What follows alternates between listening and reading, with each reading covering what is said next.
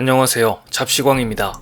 전 세계적인 에너지 대란으로 중국과 유럽이 골머리를 앓고 있고 이제 그 위기는 일본을 덮치고 있습니다. 일본의 전기료가 9개월 만에 최고치를 기록한 것입니다.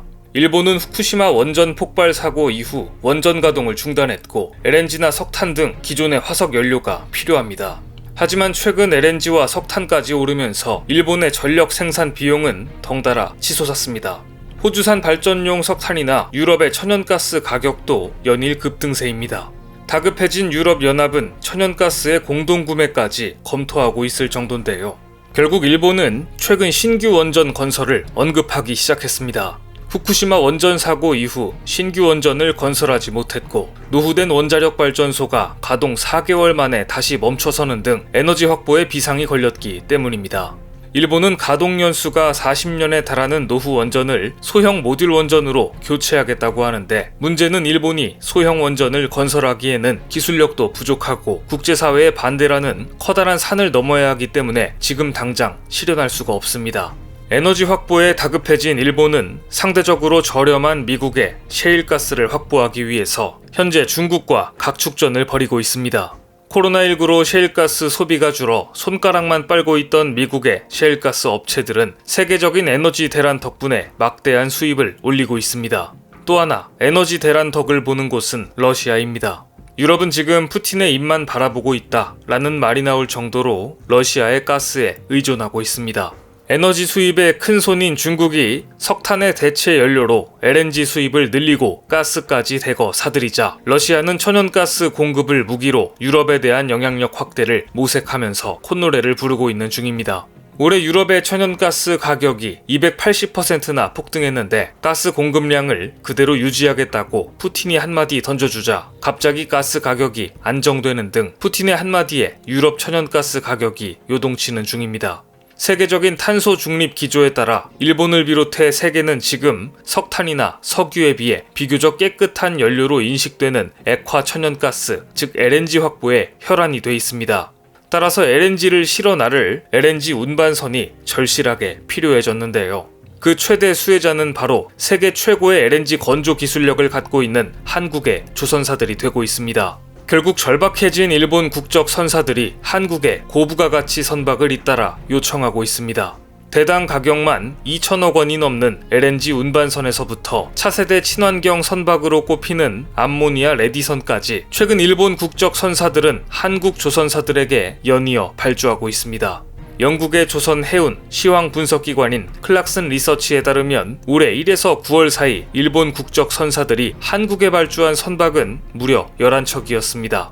LNG선 5척, LPG 운반선 4척, 탱커 2척 등으로 가장 많은 발주가 이뤄진 LNG선은 일본 최대 선사인 미쓰이 OSK 상선이 대우조선해양에 발주했습니다. 이 밖에 한국의 현대중공업, 현대삼호중공업, STX 조선해양도 골고루 수주했습니다. 삼성중공업이 수주한 1조 원 규모의 LNG선 4척도 러시아 선사인 소브콘플로트와 일본 선사 NYK가 공동으로 발주한 선박들입니다. 일본은 자국 선박 발주율이 100%에 가까운 나라인데 왜 굳이 껄끄러운 경쟁 관계인 한국에 선박 발주를 하는 것일까요? 그 이유는 단 하나, 선박 건조 기술력 때문입니다. 한때 글로벌 조선업계를 호령했던 일본 조선사들이 한국 조선사에 비해 기술력이 뒤처진다는 것을 인정한 증거라고 밖에는 설명할 길이 없습니다. 특히 탈탄소 등 환경 규제가 강화됨에 따라 고부가가치 이중 연료 선박에 강점을 가지고 있는 한국의 경쟁력이 그 어느 나라보다 뛰어나기 때문에 경쟁국인 한국에 발주를 하지 않을 수가 없게 된 것입니다. 실제로 일본이 매년 발주하는 LNG선의 경우 건조 기술은 한국이 독보적입니다. LNG선은 LNG를 영하 163도의 극저온 탱크에 저장해 운반합니다. 극저온 상태의 LNG가 새어나가면 강철이 약해져 배가 두동강 날 수 있고 자칫 대형 해상 폭발 사고가 일어날 가능성이 있어서 선사들은 안전성을 고려해 기술력이 뛰어난 조선소를 선호할 수밖에 없습니다. 그리고 이 기술력에서 한국의 조선소들이 인정을 받고 있는 것입니다. 글로벌 조선 시장에서 한국과 수주 경쟁을 벌이고 있는 중국도 결국 한국 조선 기술에 매달렸습니다. 중국은 작년까지도 한국에 발주가 없었는데요. 올해는 한국에 LNG 발주를 10척이나 했습니다. 전문가들은 자국 발주율이 100%에 가까운 중국과 일본이 경쟁국인 한국에 발주하는 것은 상당히 이례적인 일이라고 말합니다. 심지어 중국의 경우 자기 나라 조선소보다 비싼 가격을 주고 한국에 발주하고 있다는 사실은 중국의 LNG선 기술력이 한참 모자라다는 것을 굴욕적으로 인정한 셈입니다. 그런데 한때 세계 조선 시장을 지배했던 일본이 왜 이렇게 몰락한 것일까요? 1950년대 후반 용접, 블록, 공법을 최초로 도입하면서 당시 조선업계 최강자였던 영국을 밀어내고 수십 년간 세계 1위 자리를 일본이 지켰습니다. 하지만 1980년대 중반 조선업계가 불황기에 접어들자 일본 정부는 조선업을 사양산업으로 판단하고 대규모 구조조정을 벌였습니다. 이 과정에서 숙련공뿐 아니라 연구 개발 인력이 대거 이탈했고 2000년대 조선산업이 다시 호황기에 진입했을 때는 이미 한국과 중국에 추월당한 후였습니다. 최근 일본은 각종 금융 지원과 대형 조선소를 통폐합해 한국과의 격차를 좁혀보겠다고 안간힘을 쓰는 중이지만 효과는 전혀 나타나지 않고 있습니다. 이렇게 일본과 중국이 한국의 LNG선 좀 만들어달라고 손을 내밀고 있는 지금 한국의 대우조선 해양은 자체 개발한 LNG 관련 핵심 기술을 세계적인 선주들 앞에서 선보였습니다. 대우조선 해양이 얼마 전 발표한 이 기술은 LNG 운반 중 기화로 발생하는 손실을 줄일 수 있는 제액화 시스템 NRS 설비 기술이었습니다. 이것은 천연가스를 모아 액체로 바꿔 화물창으로 돌려보내는 장치로 LNG선의 핵심 기술입니다. 그런데 한국이 앞서가는 핵심 기술을 선보이는 이 자리에 일본 최대 선사인 MOL, 즉 미쓰이 OSK 상선의 관계자들도 참석해 특히 눈길을 끌었습니다. 조선업에 관심이 있으신 분들은 MOL 익숙한 단어이실 겁니다.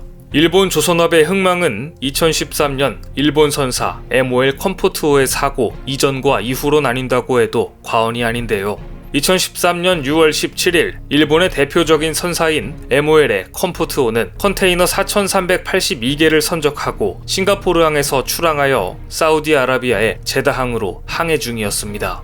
그런데 예멘에서 약 200캐리 떨어진 해상에서 갑자기 선체 중앙부에 금이 가더니 항해 불능 상태가 됩니다. 독일 선사가 재빨리 달려가 선원을 구조했지만 수많은 컨테이너를 싣고 가던 MOL 컴포트호는 두동강이나 표류하기 시작했습니다. 이 모습이 전 세계 뉴스에 나오면서 일본 조선업의 신뢰도 두동강 나고 말았습니다. 이 사고 이후 MOL의 배들은 대대적인 검사를 받게 되고 총 5척의 배에서 선체 하단 중앙부가 손상되었음을 확인하게 됩니다. 이 사건 이후 일본 조선업계는 더 이상 한국과 선박 건조에서 비교 우위를 주장할 수 없을 만큼 몰락의 길을 걷게 됐고 이후 일본 1위 조선기업의 매출이 한국 3위 기업의 3분의 1에 불과할 정도로 일본 조선업은 추락하게 됩니다. 한때 글로벌 선사로서 일본을 대표해온 미쓰이 OSK, 즉 MOL사가 이제 고부가 가치 LNG선 건조에 있어서 세계를 주름잡는 한국 조선사들을 보며 아마도 씁쓸한 기분이 들었을 텐데요.